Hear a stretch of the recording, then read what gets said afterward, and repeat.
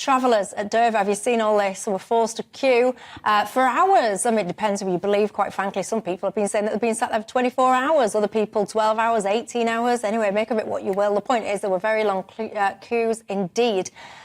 Let's cut to the chase, right? I think you can all guess what's coming next. There was one thing, and it seemed to me that only one thing only got the blame, and that was Brexit. I'm going to cut straight to the chase because I suspect that Ben Habib might argue the case that it isn't Brexit. Sir, I'll start with you because I suspect that you might have a different view, Jo. Put it in context. The delays were not to car passengers. So, I mean, there were some delays, but the worst delays were for coaches. Mm-hmm.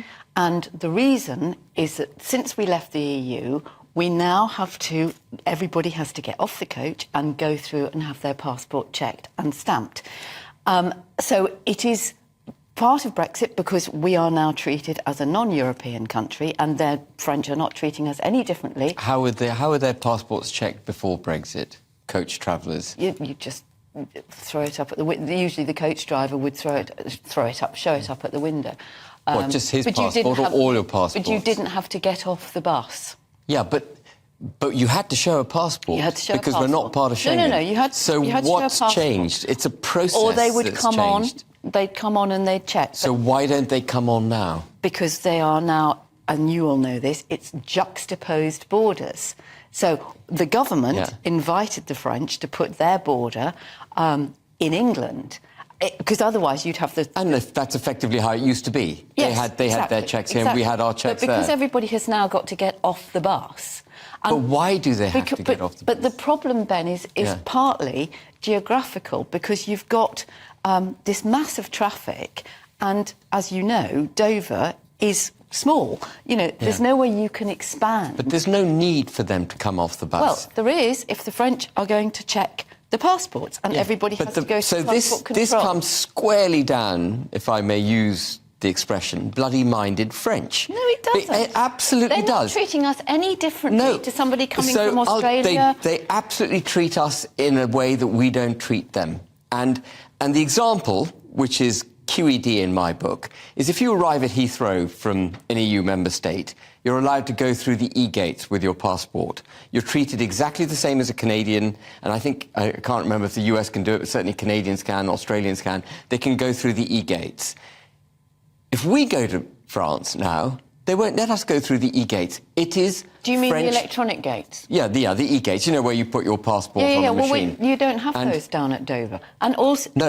No, but it's about the attitude of mind. No, it's not. It is. It's not to do with Brexit. It is. By the way, I think we're digressing because the specific delays at Dover this week had nothing to do with that. Of course they do. No, Doug, if you listen to the CEO of Dover, he said it was due to a 15% unpredicted uplift in coaches arriving. Which is utter nonsense. And bad weather. But he's not a Brexiteer. He's actually a Remainer. Have you listened to some of the stuff he said in the past? I have heard what the people from Dover Ports Authority I suspect he's a Remainer. I don't want to But, you know, the idea that somebody is suddenly going to go, oh, I've got an idea. Let's get 60 school kids, pop them on a coach and let's go on a whim.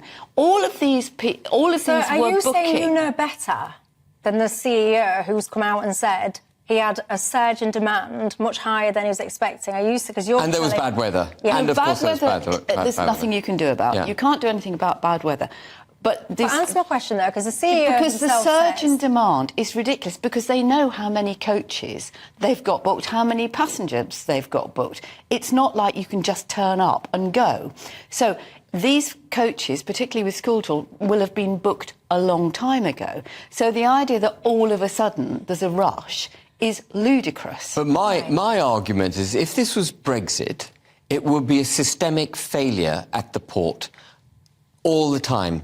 The last time we had this was July last year. Mm-hmm. The time before that was 2018, when we were still members of the EU. And the time before that was 2016. And actually, I can remember all through my childhood, Dover always being backed up. Well, Dover is backed up for the reason that I said, you know, you only need one glitch, because there's nowhere for the traffic to go. It's not Brexit. But it is, it's Ben, because bad organisation at Dover, arguably. Longer to get through It's not Brexit. The checks. It's not Brexit. Why are we having the checks? Because we've had Brexit, which causes the checks.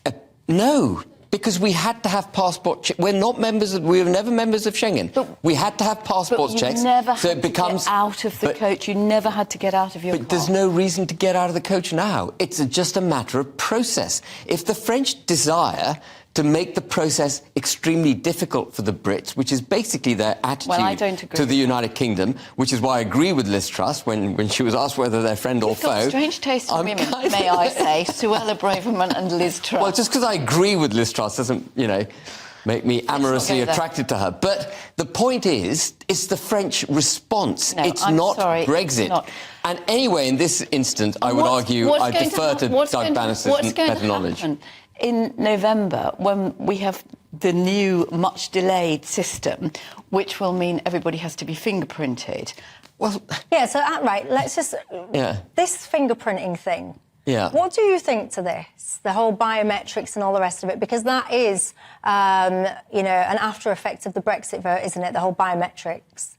Well, I'm personally against it. I think it's over-interference in, border... it's overkill. It's like, do you ever go to the States? You have to, fingerprint... But it's designed for airports where you are walking through, one by one. You haven't got this problem of cars and traffic backing up, and that's the problem at Dover. Look, there's no problem of any nature presented to French authorities by Brits going on holiday to France. None. It's not like we're sending illegal boats across the Channel to France or we're hiding illegal would-be migrants to France in our coaches. This is the French response to Brexit. We know what the French are like. Macron has made it clear repeatedly that he would frustrate any attempt for Brexit to be seen as a success. But you can't... This is the French. It's got nothing to do with the Brits. On our side of the border... No, it isn't, because I fly all the time. If I go to a European country, some are more welcoming than others. The French, in particular, are not welcoming. Heathrow is very welcoming to foreigners. But that's an airport. I have got a question for you about all of this, but I'm going to pose it to you in just a second. But you at home, you're hearing both sides of this. Jo is resolute that she thinks it's Brexit, and Ben completely opposite. Do you think there's like a middle ground here, or are you with either side? Your thoughts?